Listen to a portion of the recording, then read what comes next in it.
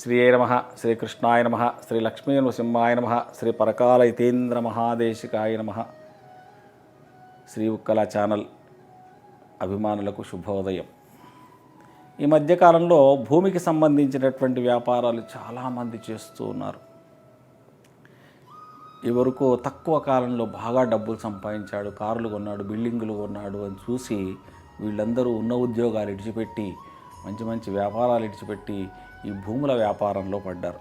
పడి 85%, 100 మంది చేస్తే 85% మంది కూడా నష్టాల పాలై రోడ్డు మీదకి వచ్చినటువంటి సంఘటనలు నేను నా జీవితంలోనే 2004 నుంచి ఇప్పుడు 2024 అంటే 20 సంవత్సరాల లోపట నేను 1000 మందిని చూశాను.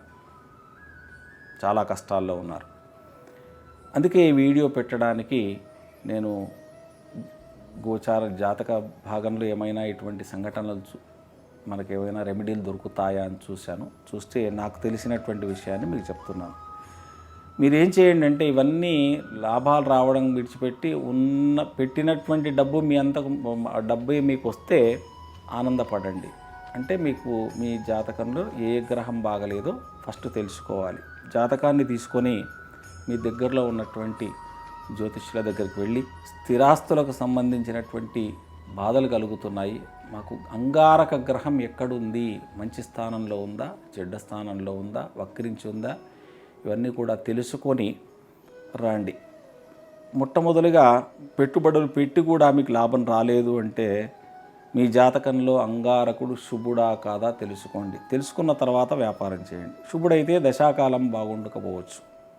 ఒకవేళ మీ జాతకంలో అంగారకుడు కానీ చతుర్థాధిపతి అంటే మీ జన్మలగ్నం నుంచి 4వ స్థానాధిపతి కానీ పాపస్థానంలో ఉంటే ఆ గ్రహ సంబంధ పరిహారాలు మీరు చేసుకున్నట్టయితే మీకు మంచి ఫలితాలు వస్తాయి.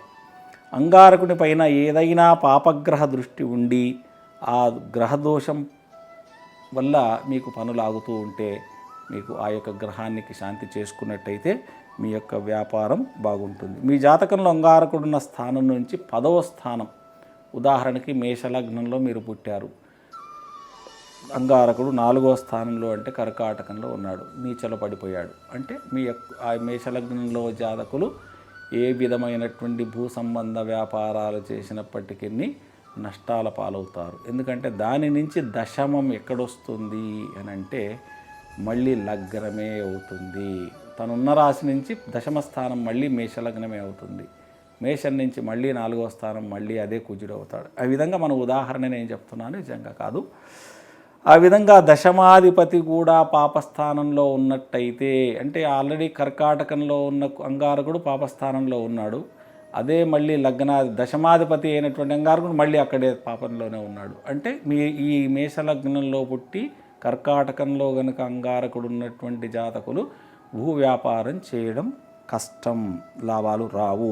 మీ జాతకంలో అంగారకుడు పాప శత్రు నీచ అస్తంగత స్థితిలో ఉంటే మాత్రం ఎంత తొందరగా వీలైతే అంత తొందరగా వ్యాపారాన్ని మానేసుకోండి. వచ్చినంత డబ్బులు తీసుకోవడం పక్కకు జరిగి మీకు వేరే వ్యాపారంలో మీరు పెట్టుబడులు పెట్టి సుఖంగా ఉంటారని భావిస్తున్నాను. ఇంకొక విషయం ఏంటంటే భూ సంబంధ వ్యాపారం చేయాలనుకునే వారికి నేను ఇచ్చే సలహా ఒకటే, ముందు మీ జాతకం చూపించి మీ అనుకూలమైతే చేయండి, లేకపోతే లేదు. దీనికి పరిహారాలు సరే, ఆల్రెడీ మీరు ఎంటర్ అయిపోయారు, లక్షలు పెట్టారు, నష్టపోతున్నారు, మీరు పెట్టిందంతా కూడా మళ్ళీ యథాప్రకారంగా వస్తే చాలు, లాభం లేకున్నా పర్వాలేదు అనుకునే వాళ్ళు ఈ ప్రక్రియ చేయండి. అంగారక గ్రహం మంత్రజపం చేసుకోండి. మీది మీరే చేయాలి, ఎవరితోటో చేయిస్తే మాత్రం అది ఫలితం రాదు. మీది మీరే రోజుకు 1/2 అవర్ దానికోసం కేటాయించి ఆ యొక్క జపాన్ని మీరు చేసుకోండి. మంగళవారం రోజు ఖచ్చితంగా ఎర్రని వస్త్రం ధరించే ప్రయత్నం చేయండి. వెండితో చేయించిన పగడ ఉంగరాన్ని ఉంగరం వేలుకు ధరించండి. సుబ్రహ్మణ్య స్వామి ఆరాధన చేస్తూ ఉండండి. మీకు తమ్ముడు కానీ చెల్లెళ్ళు కానీ ఉన్నట్టయితే వాళ్ళని తిట్టడం కానీ వాళ్ళని దూషించడం కానీ చేయకండి. చేసినట్టయితే మళ్ళీ మీకు ఆ యొక్క దోషం పెరుగుతుంది. ఆ తర్వాత వాళ్ళకి సహాయం చేయండి. ఏదైనా అవసరం వస్తే పెద్దవాడివి కనుక మీరు ఆ తమ్ముడికి కానీ చెల్లెలకు కానీ హెల్ప్ చేస్తూ ఉండండి. వాళ్ళని ఆనందంగా ఉంచితే మీకు అంగారక గ్రహ దోషం కూడా పోతుంది. ఇక వీలైతే వారిని సంతోషపెట్టండి. ప్రతి మంగళవారం సుబ్రహ్మణ్య స్వామికి అభిషేకం చేసే ప్రయత్నం చేయండి, లేదా ఒక గుళ్ళో అభిషేకానికి టికెట్ కట్టి తీర్థప్రసాదం తీసుకోండి. ప్రతి మంగళవారం ఒక పూట భోజనం, ఒక పూట అల్పాహారం అంటే పళ్ళు పాలు తీసుకొని కూడా ఉన్నట్టయితే ఆ యొక్క ఫలితం మంచిగా వస్తుంది. వీలైతే మనకున్నటువంటి 6 క్షేత్రాలు ఉన్నాయి, సుబ్రహ్మణ్య క్షేత్రాలు. ఆ క్షేత్రాలలో ఒకటి ఫలని అనుకున్నాం. మనం అందరికీ తెలుసు, శబరిమలై పోయే వాళ్ళందరూ కూడా ఫలని వెళ్ళి శబరిమలై వెళ్తూ ఉంటారు.